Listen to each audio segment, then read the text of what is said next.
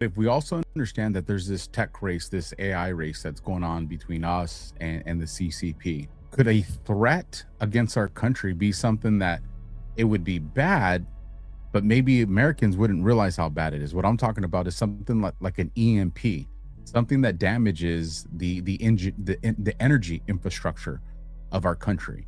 Because if you hit the energy infrastructure of our country and you crippled it, would that not dramatically hinder our ability to stay in this race that's going on with China? Is if Israel does something to Iran, now the United States becomes at risk because of sleeper cell actors within our own country. And trust me, we haven't gotten them all, but you got to remember the kind of the end game scenario that the global elitists wanted with the United States of America. You flood illegal immigration, 23 million people in the US cities.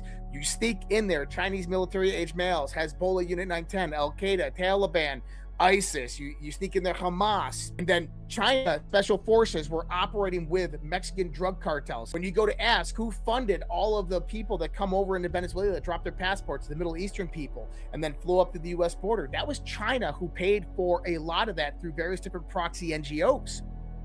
So what was the end game? It was to flood it in there, produce a color revolution through radical leftist politics. Once the color revolution gets out there, you have Antifa, BLM, these types, no kings.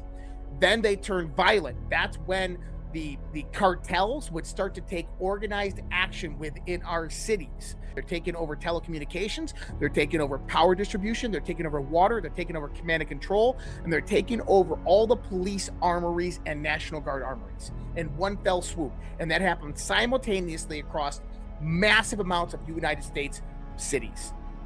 If that happened on one night, there'd be nothing we could do.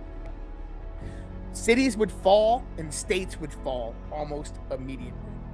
Within that same time frame, now you have the activation of the real army, the cartels raising hell, going town to town, going to city, killing and murdering people. It's absolute chaos at this point. But adds to that chaos is, who do you turn to for help at that point? Because the military is going to take a minute to get there. You look at law enforcement, but guess what? Cops show up and you see cops start smoking other Americans. You're like, what the heck's going on? More chaos. Once you take down a state, California, Nevada, New Mexico, now China stands up in there. Their military rises up and it's over.